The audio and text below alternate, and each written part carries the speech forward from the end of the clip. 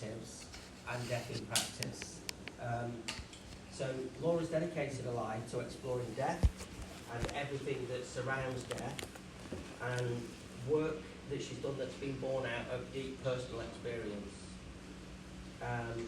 So today Laura's going to speak to us about decolonising the end-of-life experience for the global majority in the UK. So Laura, Thank you.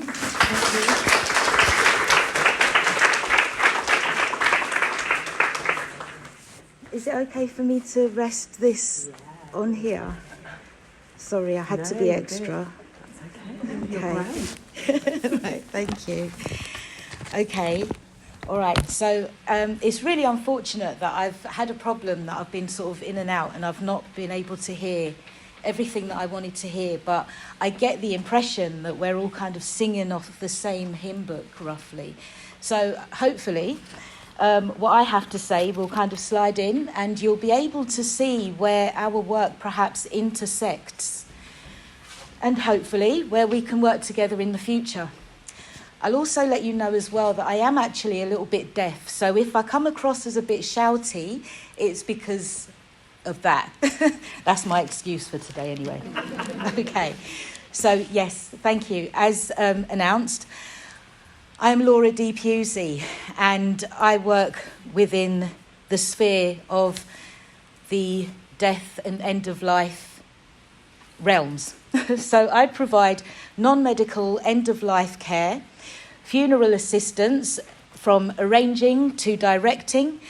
I'm a grief and loss consultant, and I dare say I'm an academic, a published author, a radio talk show presenter, an educator, clinical hypnotherapist, and a few other things as well.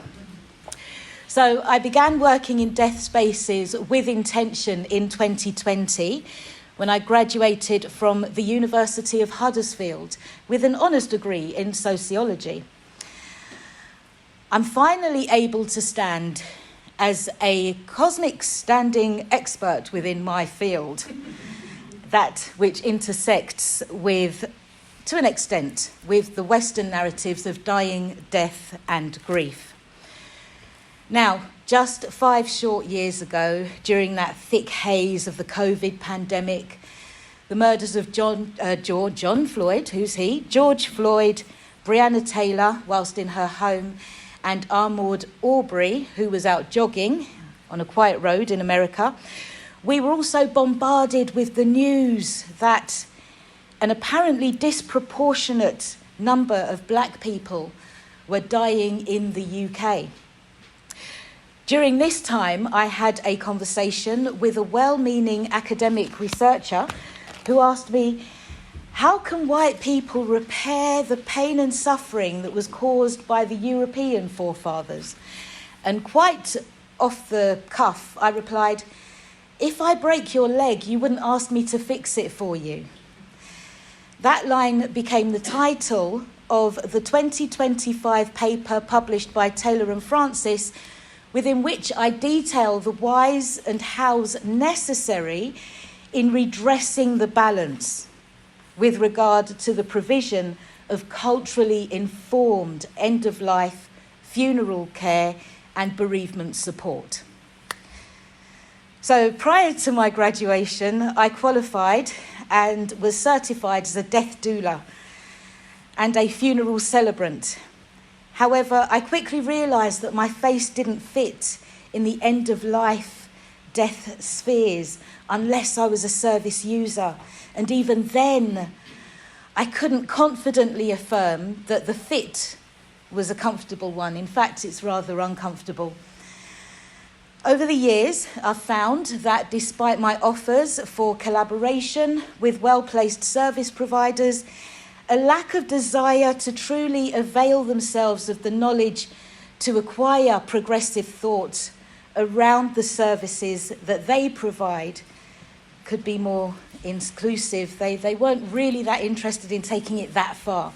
For many, it has been enough that I be black and stay in my lane and not aspire to make any meaningful change.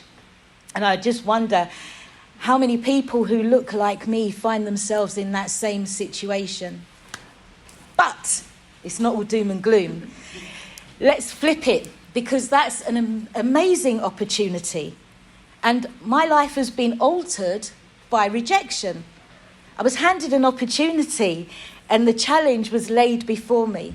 So I realised that in an attempt to better the end of life and grief experiences for all, I would have to cater primarily to those who look like me, those of my hue, my brothers and sisters within the African and diaspora spaces, those of African and diaspora descent, those who I know suffer the injustices of negative care as they live. So how much more so on the approach towards their death. So I created Dippism, which is death in practice, and I began walking with families and individuals from the moment of diagnosis right the way through to grief. And FACFO, which is the Federation of African and Caribbean Funeral Operatives. At first glance, it's a directory which is culturally informed and gives opportunities for those who are seeking authentic care and service from service providers who are culturally informed. But we offer so much more. We offer time. We offer an overstanding of the need within our communities and the need for a continuity during the time of death, grief and loss. We know the meaning of loss, and we know the necessity of death and the gift of grief. So I created Dippism and FACFO to bring to the death to the table. Let's bring it to the table and let's inspire new narratives about this deathly taboo, to train culturally, I endeavoured to train culturally competent practitioners and educate people through an open conversation in safe spaces. I wanted to encourage the use of culturally appropriate service providers, which is a mission. It's a mission for a number of reasons, and for genuine practitioners to work in environments that are free from the overt and covert and microaggressions that prohibit free and effective healing practice. For example, I don't refer to myself as a death doula because the word doula means slave in Greek, and I think I've done enough of that through the lines. Whilst the word doesn't sit with me, though, I realise that we all collectively slave for systems that discount the authentic healing methods of scores of people from nations, tribes and tongues considered inhumane, not scientifically approved, primitive and ineffective. The thing is, we had our systems of dying and healing and grieving. They were effective and they were nature-based and they were seemingly stripped away for a while. With regard to equitable care awareness provided to communities that I reach, there is a woeful lack of continuity from the moment of diagnosis right the way to the grieving period. As a result of the work that I do, the feedback that I get from those that I'm working with and those within my team is normally one of praise for the much needed overstanding and with culturally competent support that we provide through Dippism. Our clients are able to speak freely without having to over-explain ritual, tradition, family traditions and family dynamics and personal expectations with their end-of-life and grief experience. There is no need for them to hold back their family woes or genuine feelings around death from a cultural perspective. We are doing the work, and this is authentic work. It's joyful work. I really enjoy the work that I do. It's an honour and it's a privilege. And I'm proud to say that all of my work is self-funded. There's been no funding. and I've achieved a lot, and I'm very, very proud of everything that I've done. But at this point, it would be remiss of me not to mention my overall observations with regards to the general end-of-life and grief care systems that are operating in the UK from the perspective of those that I have worked with. So regardless of one's colour or background, many wins are being missed on a daily basis for everybody. The main reason is that we as a nation cannot stand death. We fear it where we should be respecting it. We run from it when we should be openly discussing it. And we still view the expression of grief and emotions as a human defect that requires fixing primarily with chemical medication. Our academically acclaimed professionals within the care and end-of-life sector are not afforded the time to adequately consider the 6 C's for every person that they treat, namely non-bias emotional care, compassion, competence, effective communication, courage and commitment. And why? Because they're overrun. In the West, we've lost that connection to our bodies, our emotions and our authentic selves. Instead, we forward systems that predate us because we don't allow ourselves time to think. Systems that, if we are not careful to elicit necessary changes from now, will continue long after we ourselves have laid our bodies aside. The only real certainty that we have is that we will die, all of us, one day. Hopefully, without the added unnecessary emotional pain and trauma that is added to those who fight death, don't properly prepare for it, and or suffer at the hands of ignorance.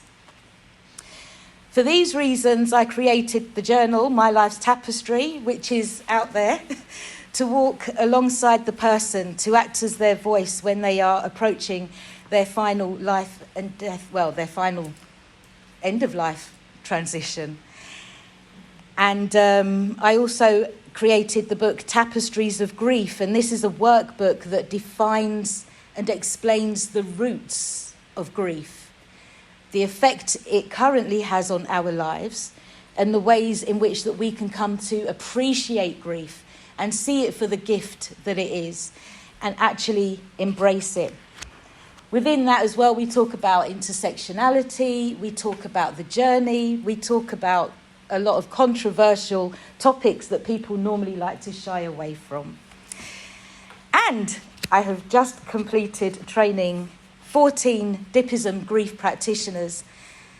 I'm confident enough to say that this is the first culturally focused based programme of its kind. I've checked. So throughout the UK, we don't really have any organisations that are offering specific grief-related services to those of African and Caribbean and the global majority. We don't have specific end-of-life services that then cater to the traditional needs and the rituals that one may wish to embark on.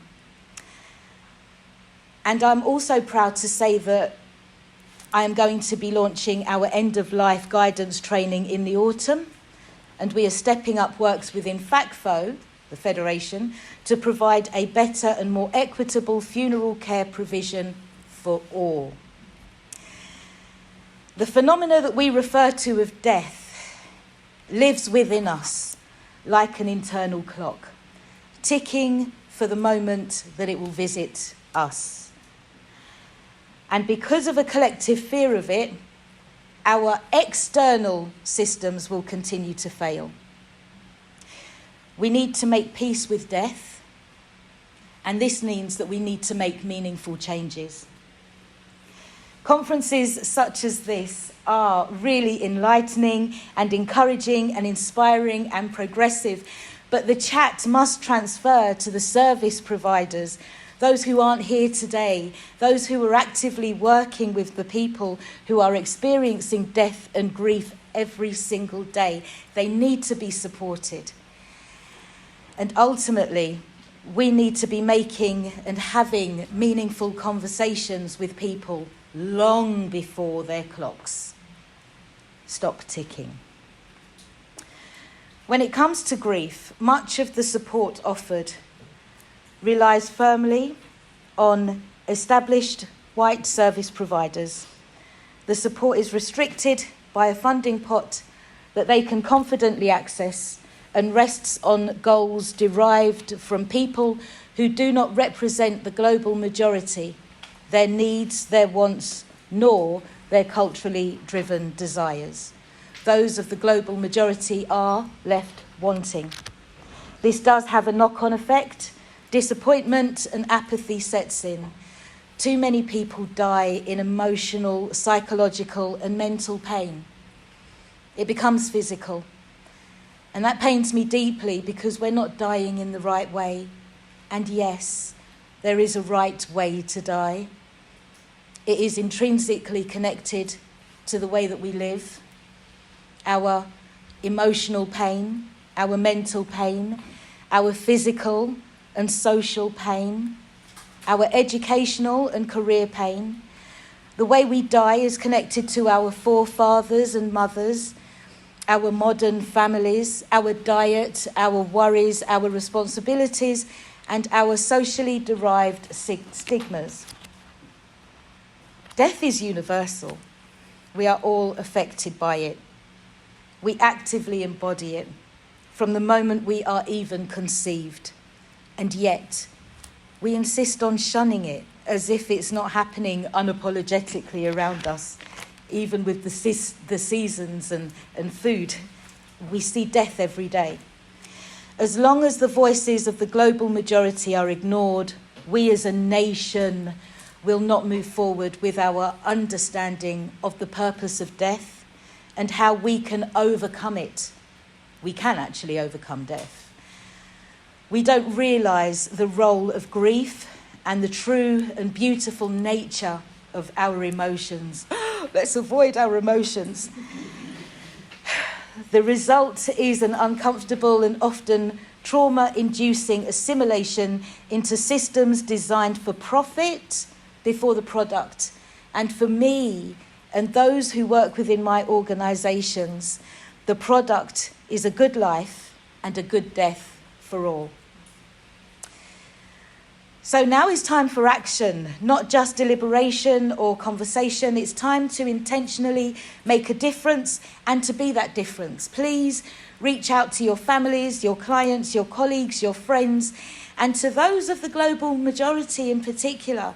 And let's talk honestly and openly about death.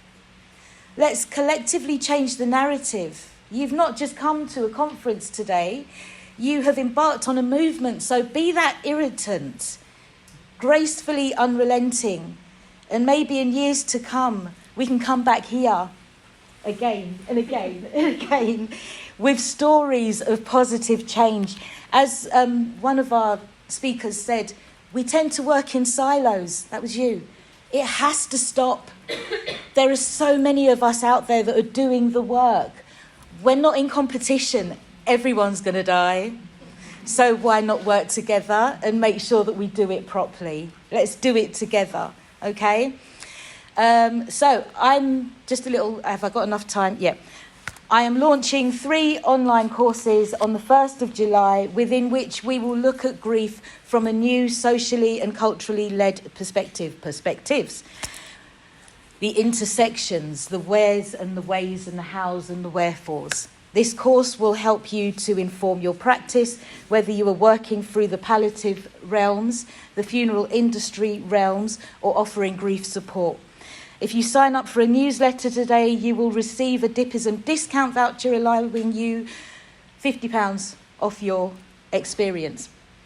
But that's where the problem was. That's why I was in and out, because my card reader's not working. And I'm really embarrassed, and so it's best if I just let you all know now that I'm feeling very ashamed of myself.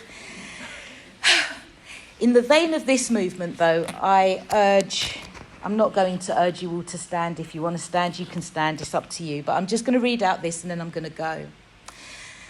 The veneration of our foremothers and fathers is made manifest in many ways.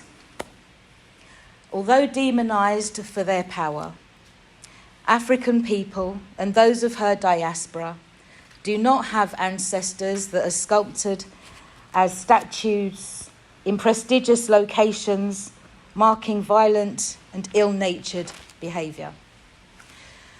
We hold our ancestors close and communicate with them for healing, revelation, and much-needed protection against the levels of hostility we face daily.